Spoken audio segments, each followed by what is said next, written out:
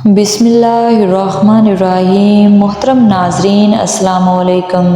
मोहतरम नाज़रीन, अल्लाह तबारक व तआला कुरान मजीद में इरशाद फरमाता है, और उस दिन से डरो जिस दिन कोई किसी के कुछ काम ना आएगा, और ना ही किसी की सिफारिश कबूल की जाएगी, और ना ही किसी से किसी तरह का बदला कबूल किया जाएगा, और ना ही लोग किसी की मदद हासिल कर सकेंगे। क़यामत का दिन एक ऐसा हौलनाक दिन होगा कि जिस दिन हमल वाली औरतों का हमल ज़ाया हो जाएगा,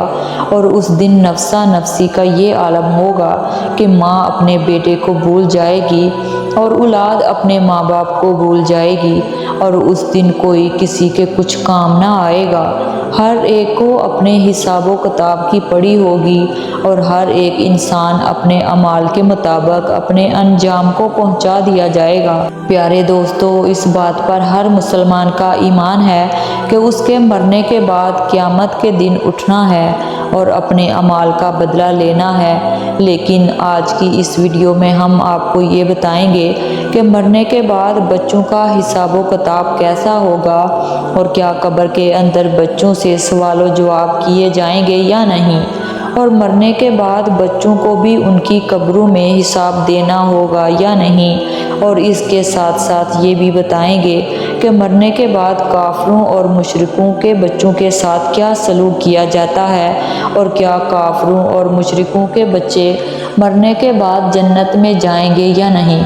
और अगर कोई मासूम बच्चा कुफर कर दे तो किस उम्र में बच्चे के कुफर का एतबार किया जाएगा। प्यारे दोस्तों, इन तमाम तर सवालों के जवाबात कुरान और हदीस की रोशनी में हम आपको देंगे। इस दुनिया को छोड़ने के बाद इंसान को सबसे पहले जिस घर में दाखिल कर दिया जाता है वो कब्र है। कब्र आखिरत की मंजिलों में सबसे पहली मंजिल है, और कब्र से ही हर इंसान का हिसाब व किताब शुरू हो जाता है। जो कब्र के इम्तहान को पास कर लेता है तो उसके आगे आने वाले इम्तहानात उसके लिए आसान होते हैं, और जो इम्तहान पास करने में नाकाम रहता है तो आगे आने वाले इम्तहानात उससे कहीं ज़्यादा सख्त और दुश्वार होंगे।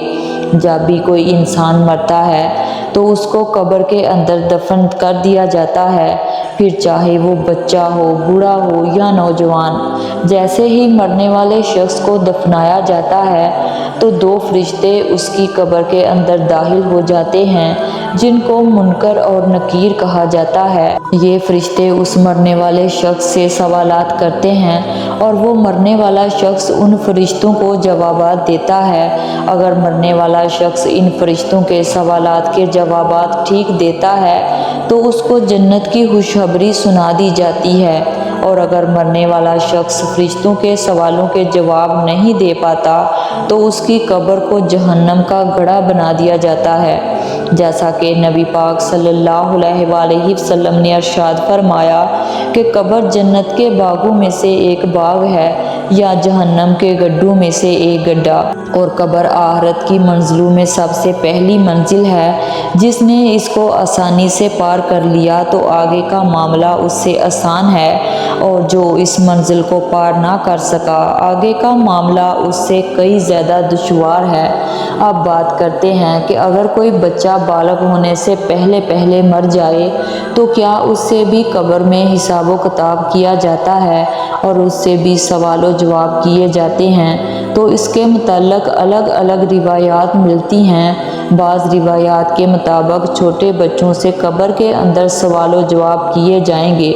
क्योंकि अल्लाह तबारक व तआला कब्र के अंदर उन मरने वाले बच्चों की अक्लों को मुकम्मल कर देगा, और फिर ये मरने वाले बच्चे अपनी कामल यानी पूरी अक्ल के मुताबिक इन फरिश्तों के सवालात के जवाबात देंगे। और दूसरी रिवायात के मुताबिक बच्चों से कब्र में कोई हिसाब व किताब नहीं लिया जाएगा, क्योंकि बच्चे मासूम होते हैं और वो बेगुनाह होते हैं, लिहाजा बच्चों से कब्र के अंदर कोई सवाल जवाब नहीं किया जाएगा। अब बात करते हैं उन बच्चों की जो काफिरों के घर में पैदा हुए या मुशरिकों के घर में पैदा हुए और बालग होने से पहले पहले मर गए। تو کیا ایسے بچے مشرک اور کافر کہلائیں گے؟ اور قبر کے اندر ان کے ساتھ کیا سلوک کیا جائے گا؟ تو اس کے متعلق حضرت عبداللہ ابن عباس رضی اللہ تعالیٰ عنہ سے روایت ہے کہ جب رسول اللہ صلی اللہ علیہ وآلہ وسلم سے مشرکین اور کافروں کے بچوں کے بارے میں سوال کیا گیا تو حضور پاک صلی اللہ علیہ وآلہ وسلم نے ارشاد فرمایا کہ اللہ تبارک و تعالیٰ نے جب ان بچوں کو پیدا کیا تو اللہ تبارک و تعالیٰ خوب جانتا تھا کہ ان بچوں نے بڑے ہو کر کیا کرنا ہے۔ اسی طرح ایک حدیث میں آتا ہے کہ آپ صلی اللہ علیہ وآلہ وسلم نے ایک خواب دیکھا کہ آپ صلی اللہ علیہ وآلہ وسلم ایک باغ میں ہیں اور ایک لمبے قد کا آدمی باغ میں چل رہا ہے اور اس کے آس پاس بہت سارے بچے کھیل رہے ہیں اور اس آدمی کا قد اتنا لمبا ہے کہ حضور اکرم صلی اللہ علیہ وآلہ وسلم اس آدمی کو دیکھنے کے لیے اپنی گردن اوپر بلند کرتے ہیں گویا کہ وہ شخص آسمانوں سے باتیں کر رہا ہو۔ حضور پاک صلی اللہ علیہ وآلہ وسلم نے حضرت جبرائیل علیہ السلام سے اس شخص کے بارے میں پوچھا اور ان بچوں کے بارے میں بھی پوچھا تو حضرت جبرائیل علیہ السلام نے عرض کی کہ یا رسول اللہ صلی اللہ علیہ وآلہ وسلم آپ نے جس شخص کو دیکھا ہے وہ حضرت ابراہیم علیہ السلام ہیں اور ان کے ارد گرد جو بچے کھیل رہے ہیں وہ بچے وہ ہیں جو فطر سلیم پہ پیدا ہوئے اور بالغ ہونے سے پہلے فطر سلیم پر ہی مر گئے، یعنی وہ بچے اسلام پر ہی پیدا ہوئے اور بالغ ہونے سے پہلے اسلام پر ہی مر گئے۔ تو ایسے بچوں کے ساتھ آخرت کے اندر وہی سلوک کیا جائے گا جو ایک مسلمان کے گھر میں پیدا ہونے والے بچے کے ساتھ کیا جاتا ہے، کیونکہ ہر گھر میں پیدا ہونے والا بچہ اسلام پر ہی پیدا ہوتا ہے اور بعد میں وہ بڑے ہو کر وہ کافر یا مشرک بنتا ہے، جیسا کہ حضور پاک صلی اللہ علیہ وآلہ وسلم نے ارشاد فرمایا کہ ہر پیدا ہونے والا بچہ فطرت پر پیدا ہوتا ہے، یعنی اسلام پر پیدا ہوتا ہے۔ جو اس کے ماں باپ ہوتے ہیں وہ اسے بعد میں یہودی، نصرانی یا عیسائی بنا دیتے ہیں، یعنی اس حدیث سے معلوم ہوا کہ ہر پیدا ہونے والا بچہ مسلمان پیدا ہوتا ہے۔ اگر کوئی ایسا بچہ جو کافروں کے گھروں میں پیدا ہوا لیکن وہ بالغ ہونے سے پہلے مر گیا تو وہ اسلام پر ہی مرے گا۔ اب بات کرتے ہیں کہ بچے کے کتنی عمر میں بچے کے گناہ کو مانا جائے گا، تو اس کے متعلق روایات میں آتا ہے کہ بچہ جب عاقل اور بالغ ہو جائے اور اچھے اور برے کی پہچان کرنے لگ جائے تو اس عمر میں اگر کوئی بچہ کفر کرتا ہے تو اس کے کفر کا اعتبار کیا جائے گا، یعنی اس کے کفر کو مانا جائے گا اور وہ بچہ کافر ہوگا۔ علماء کرام بیان فرماتے ہیں اگر کوئی بچہ 7 سال کی عمر میں کفر کرتا ہے تو اس کے کفر کا اعتبار کیا جائے گا اور وہ کافر ہو جائے گا۔ اور بات کرتے ہیں کہ کافروں اور مشرکوں کے بچے جنت میں جائیں گے یا نہیں۔ اگر یہ جنت میں جائیں گے تو جنت میں کون سے مقام میں ان کو رکھا جائے گا، اس کے متعلق الگ الگ روایات ملتی ہیں۔ کچھ روایات کے مطابق جسے مسلمانوں کے بچے جنت میں جائیں گے اسی طرح وہ بچے بھی جنت میں جائیں گے جو پیدا تو کافروں کے گھروں میں ہوئے لیکن بالغ ہونے سے پہلے فوت ہو گئے، یعنی انتقال کر گئے۔ تو اللہ تبارک و تعالیٰ ان معصوم بچوں کو بھی جنت میں داخل فرمائے گا، کیونکہ اللہ تبارک و تعالیٰ ارشاد فرماتا ہے کہ وہ کسی کو جنت یا جہنم میں داخل نہیں فرمائے گا جب تک کہ اس کو اعمال کا مکلف نہ بنا دے۔ لہٰذا اسی وجہ سے اللہ تبارک و تعالیٰ معصوم بچوں کو بغیر حساب و کتاب کے جنت میں داخل فرمائے گا،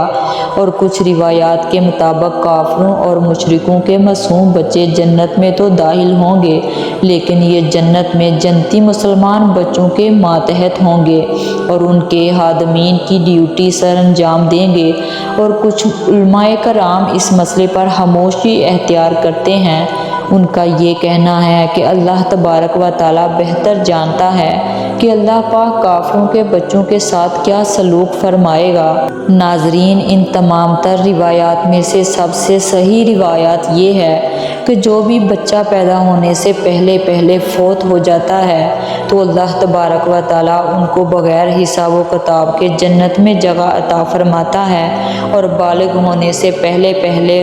مرنے والے تمام بچے حضرت ابراہیم علیہ السلام کی ذمہ داری میں ہوتے ہیں اور ان کو حضرت ابراہیم علیہ السلام کے پاس رکھا جاتا ہے، پھر چاہے وہ مسلمان کے بچے ہوں یا کافروں کے بچے۔ اللہ تبارک و تعالیٰ سے دعا ہے کہ اللہ تبارک و تعالیٰ ہمیں نیک اعمال کرنے کی توفیق عطا فرمائے اور ان تمام تر برائیوں سے ہمیں بچائے جن برائیوں کی وجہ سے پہلی قومیں ہلاک ہوئی اور اللہ تبارک و تعالیٰ کے دردناک عذاب کی مستحق قرار پائی۔